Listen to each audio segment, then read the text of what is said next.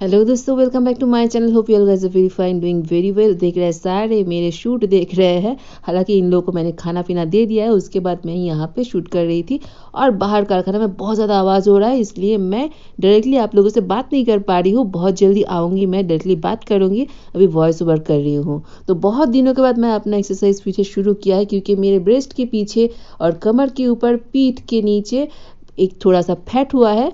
अभी winter season है, बहुत सारे वेजिटेबल्स मिलेंगे, खाना पीना अच्छा होगा तो वेट भी बहुत जल्दी से लॉस हो जाएगा। और हाँ, बीच में बोल देते हैं, आप लोगों ने मुझे बहुत सारा प्यार दिया है, दे रहे हैं, इसके लिए थैंक यू। आप लोग ऐसे ही बने रहिए। मेरे वीडियोस को लाइक, शेयर, कमेंट, सब्सक्राइब करके जाइए और कमेंट करना बिल्कुल ना भूलिए। और मेरे वीडियोस का नोटिफिकेशन पाने के लिए पास में रखे बेल आइकन को प्रेस कर दीजिए, ताकि कोई भी वीडियोस आए तो आपको जल्दी से नोटिफिकेशन मिल जाए। कोई भी एक्सरसाइज कीजिए उससे पहले वार्म अप जरूर कीजिए।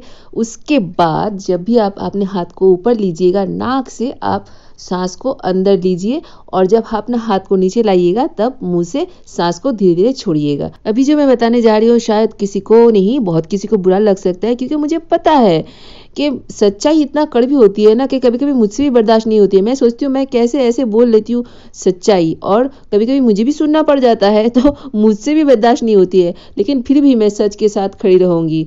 अब देखिए, पुरुष के लिए बोलने वाला कोई नहीं है। खुद पुरुष ही नहीं बोलते, क्योंकि जुडिशियल सिस्टम उसको सपोर्ट भी नहीं करता है, इसलिए पुरुष लोग भी बोल रहे हैं कि हाय हम क्या करें। लेकिन अतुल सुभाष ने जब उंगली उठा दिया, अपने जान दे दिया, अपना बलिदान दे दिया, तब सारे पुरुष लोग धरने पे आ गए। मतलब अभी ये ट्रेंडिंग पे है। अरे यार, इस देखिए ट्रेंडिंग कैसे बदलता है। पहले निर्भया का आया, फिर अभया का आया, फिर तिलोत्तमा का आया, अभी आया है अतुल सुभाष का ट्रेंडिंग। हाँ, मैं ऐसे ही बोल रही हूँ, क्योंकि यही सच्चाई है। और इसी ट्रेंडिंग पे सबको अपना हाथ धो रहा है कि कौन सा वायरल हो जाए। चलो, सबको पता है जुडिशियल सिस्टम में कुछ होने वाला नहीं है। अगर हो जाए तो वो कमाल है, उसको भी एक ट्रेंडिंग बना दिया जाएगा। अभी सबको पता है कि इसको लेके बहुत सारा चर्चा होगा, बहुत सारा बातें होगा, बहुत सारा रील्स बनेगा, वीडियोस बनेगा, लेकिन फिर 1 महीने 2 महीने बाद ये भी ठंडा पड़ जाएगा, क्योंकि जुडिशियल सिस्टम जो है वो बिल्कुल ही करप्टेड है। जब तक जुडिशियल सिस्टम में, अपने पॉलिटिकल पार्टी में, अपने इंसान में ये करप्शन दूर ना जाए और ऑनेस्टी वापस ना आए, तब तक कुछ नहीं होने वाला है। ऐसे ही ट्रेंड बनता रहेगा, आता रहेगा, जाता रहेगा, और मौत भी एक ट्रेंड बन जाएगा एक दिन। जो रियल इंसान होता है, ऑनेस्ट इंसान होता है ना, उन लोगों को बहुत दुख होता है ये सब देख के। एक लड़की को अपनी माँ बताती है कि देखो, तुम्हारे लिए इतने सारे सोने का गहना, इतने सारे पैसे रख दिया है, अगर लव मैरिज करोगे, भागोगे, तो तुमको ये सब कुछ नहीं मिलेगी। हमारे मर्जी से शादी करो तो दोनों तरफ से तुमको बहुत कुछ मिलेगी। लव मैरिज करो तो अपने जात के किसी बड़े घर के मुर्गे को फंसा लेना। ये है रियलिटी। बेटा, अच्छे से पढ़ाई करके अच्छा जॉब मिलेगा तुझे, तो अच्छे घर से लड़की मिलेगी और अच्छा दहेज भी मिलेगा। और बेटी, अच्छे से पढ़ाई कर। हालांकि ये प्रायोरिटी नहीं है, अपने माँ बाप को पता है। और अपना रंग रूप का बहुत अच्छे से ध्यान रखना। अगर कुछ भी पास्ट होगा तो बिल्कुल भी रिवेल मत करना लड़के के सामने, तभी तो तुमको एक अच्छा गवर्नमेंट एम्प्लॉय या फिर बिग IT प्रोफेशनलिस्ट या फिर NRI लड़का मिलेगा। मोटा पैसा कमाने वाला मिलेगा, मुर्गा मिलेगा, मोटा मुर्गा, ATM मशीन मिलेगा तुमको, है ना। तो माता पिता ही अपने बच्चों को इतना लालची बना देते हैं पैसों की, तो खुद क्या वैल्यूज सीखेंगे, क्या वैल्यूज करेंगे रिलेशनशिप का, क्या वैल्यूज करेगा एक दूसरे का, है ना। धन दौलत का तो जरूरत है, बिना पैसों के तो कुछ नहीं हो सकता है। डेली नीड्स जो होता है हम लोगों के लिए, खाना पीना, मेडिकल्स, इंश्योरेंस, इन सब के लिए पैसे की जरूरत है।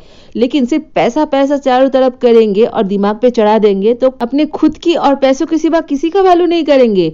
तभी तो अभी अतुल सुभाष और निकिता सिंघानिया के जैसे कपल्स बाहर आ रहे हैं। इतना ज्यादा option, destruction, fantasy, hectic work culture, fast food trending के चक्कर में जल्दी डिवोर्स हो रहे हैं, और बहुत सारे पुरुष जो है फॉल्स कोर्ट केस के चक्कर में, मेंटेनेंस और एलुमनी के चक्कर में सुसाइड कर रहे हैं, अपनी जिंदगी बर्बाद कर रहे हैं। आज मैं रिलेशन टूटने की वजह क्या है, थोड़ा सा उसके ऊपर ही बात करूंगी। शादी अरेंज हो या लव हो, वो शादी ही होती है। मतलब दो इंसान की शादी होती है, और दो जेंडर जो है वो अलग है, एक पुरुष है, एक नारी है। शादी के बाद, स्पेशली अरेंज मैरिज में, दो इंसान जो है एक घर में 4 दीवार के अंदर जब रहते हैं वो अलग दुनिया होता है, और जब बाहर जाते हैं तो अलग दुनिया होती है। तो एक दूसरे को जानने के लिए थोड़ा टाइम चाहिए होती है, जो कि आजकल बिल्कुल भी नहीं है, और एक दूसरे को दे भी नहीं पाते हैं। अभी वर्क कल्चर ही ऐसा हो गया है, और मजबूरन दोनों को ही काम पे जाना पड़ रहा है, क्योंकि इकोनॉमिकली इतना ही अभी हम सब लोग जूझ रहे हैं कि दोनों कोई काम नहीं करेंगे तो एक फैमिली को रन नहीं कर पाएंगे। और शादी करने के तुरंत बाद ही सब कोई बच्चा बच्चा बच्चा फैमिली लोग बोलने लगते हैं, तो उसको लेके सबका दिमाग खराब हो जाता है। जितना जल्दी बच्चा लेंगे उतना ही कम टाइम मिलेगा आप लोगों को एक दूसरे को जानने के लिए। पति पत्नी तो बन ही नहीं पाए, माँ बाप बन गए। अब बताइए इस रिलेशनशिप को कैसे बचाए। सिर्फ शादी कर लेने से ही पति पत्नी नहीं बन जाते हैं। हो सकता है कि आपके पार्टनर को कुछ इच्छा हो या फिर उसका कुछ सपना हो जो आपके साथ वो पूरा करना चाहता है, तो फिर एक दूसरे का ख्याल भी तो रखना है। अभी वर्क कल्चर में इतने सब डूब गए हैं कि अपने कलीग के बारे में जितना उनको पता है उतना तो उसके पति के बारे में या फिर पत्नी के बारे में बिल्कुल भी पता नहीं है। और ऊपर से जितना भी टाइम मिलता है सब अपनी स्क्रीन पे टाइम देता है। के ड्रामा, नेटफ्लिक्स, ये सब देखते रहते हैं और अपने दिमाग में एक फैंटेसी वर्ल्ड तैयार कर लेते हैं और वही सब अपने पार्टनर के पास से पाने की कोशिश करते हैं। बिल्कुल भी ये गलत है, क्योंकि देखिए स्क्रीन पे जो भी कुछ हम लोग देखते हैं एंटरटेनमेंट पर्पस से देखिए, अपने रियल लाइफ में ट्राई करने की बिल्कुल कोशिश मत कीजिएगा, बर्बाद हो जाएंगे। आजकल किसी के पास बिल्कुल भी टाइम नहीं है, इसीलिए क्या करते हैं बहुत सारे लड़के लोग जिसका लव मैरिज नहीं है, जिसका कोई गर्लफ्रेंड नहीं है, तो वो लोग मैट्रिमोनी साइट्स का सहारा लेते हैं या फिर अपना रिश्तेदार का भी सहारा लेते हैं, फिर लड़की ढूंढ के उनसे शादी कर लेते हैं। उन लोगों से मैं कहूँगी कि थोड़ा अच्छे से छानबीन कीजिए, बाकी तो भगवान के भरोसा है, थोड़ा अलर्ट रहिए। शादी के तुरंत बाद या फिर 1-2 साल के अंदर बच्चे बिल्कुल भी मत लीजिए। एक दूसरे को समय दीजिए, एक दूसरे को जानने की कोशिश कीजिए, बाहर जाइए, घूमिए।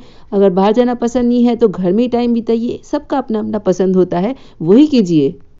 चाहे वो पुरुष हो या नारी हो, आपकी शादीशुदा जिंदगी में कुछ भी गलत हो रहा है, कुछ भी प्रॉब्लम आ रहा है, तो प्लीज अपने फैमिली वालों के साथ बेझिझक बात कीजिए या फिर आपके सबसे करीबी दोस्त से बात कीजिए। वीडियो को एंड करने से पहले मैं एक रिक्वेस्ट रखना चाहती हूँ उन सब परिवार वालों से, उन सब दोस्तों से जिनका भी दोस्त, जिनका भी बेटा या फिर भैया, दादा कुछ भी प्रॉब्लम लेके आपके पास आए तो उनका हेल्प करने की कोशिश कीजिए। उनका प्रॉब्लम को ध्यान से सुनिए और मजाक बिल्कुल भी मत उड़ाइए, नहीं तो अतुल सुभाष के जैसे सब कोई अपना रास्ता चुन लेगा और सुसाइड कर लेगा। क्या ये सही होगा? फिर मिलेंगे नेक्स्ट ब्लॉग में। जय जगन्नाथ, हर हर महादेव।